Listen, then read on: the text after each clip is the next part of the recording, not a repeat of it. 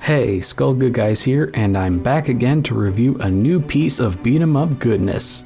Developed by Tribute Games, the studio behind awesome games such as Mercenary Kings, Panzer Paladin, and the game in which this one will be compared to the most, TMNT Shredder's Revenge. Yes, I'm talking about Marvel Cosmic Invasion. Just wanted to let you all know before I start this review, I am not being paid by Dotemu, Marvel, Disney, or Tribute themselves before I review this game. I paid for the game on the Nintendo eShop for my Switch with my hard-earned money, albeit at a discount but still, and I intend to give you all a fair and honest review. Remember to like the video, subscribe, and turn on the bell notification so you won't miss any future uploads. With that out of the way, let's look into Marvel Cosmic Invasion. The premise of the game is that the evil Annihilus has emerged, the living death that walks, on a quest to conquer the galaxy, everywhere from the Big Apple to the Negative Zone to even Asgard. So now it's up to Captain America, Wolverine, Storm, Spider-Man, and a whole bunch of other Marvel heroes to bring down Annihilus and bring balance back to the galaxy. Pretty simple plot, but effective nonetheless. Similar to Tribute's previous game, Shredder's Revenge, Cosmic Alliance is a beat-em-up game where you can go through a campaign across the galaxy, going from stage to stage, battling the nastiest foes that come your way. Though unlike Shredder's Revenge, you can't move freely across a world map, or should I say a galactic map in this case. But instead, you have to complete all the levels in a unified path to get to the end boss. Thankfully, you can select which of the two stages you can beat first, but it would have been nice to have branching paths similar to the likes of Star Fox, for example. Anyway, what separates this game from Shredder's Revenge the most are the tag team mechanics.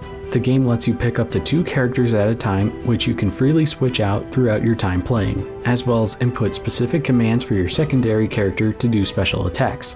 There's also parry and dodge mechanics depending on the characters you choose, which allow you to either wait until an enemy attacks to unleash a counterattack, or to phase through said enemy and attack them from behind. The parry mechanics can also work in the air depending on the character that you choose. Also, depending on the character you choose, you can press the jump button twice to fly in the air. And you can also press the jump button again to get back to the ground, or you can press the jump button in addition to an attack button in order to do an aerial attack. Or you could just get knocked back down to the ground when your enemies hit you hard enough. There's also a bunch of combos, charged attacks, supers, and other specific moves that you can pull off depending on the characters you choose. The game originally starts off with 11 characters to choose from, with 4 being unlockable after completing specific story objectives.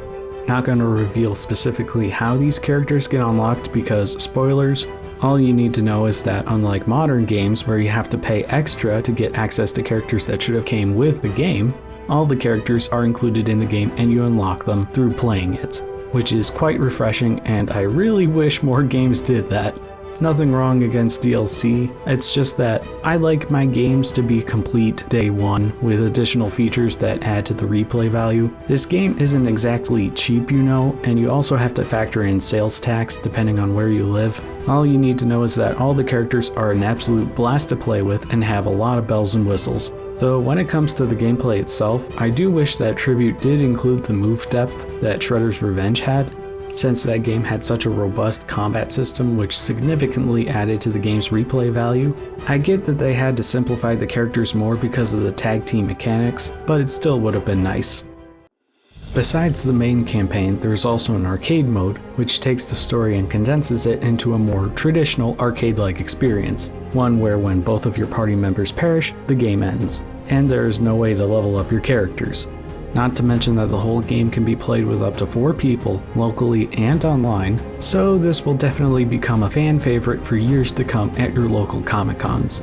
And unlike Shredder's Revenge, Cosmic Invasion features full-on voice acting, even managing to include the original voices of Wolverine and Storm from the 90s X-Men cartoon.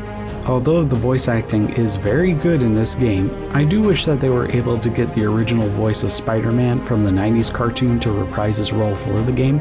Don't get me wrong, Josh Keaton does a great job playing Spidey. It's just to me that I feel that Christopher Daniel Barnes is the true voice of Spider-Man, similar to how many feel that Kevin Conroy is the true voice of Batman.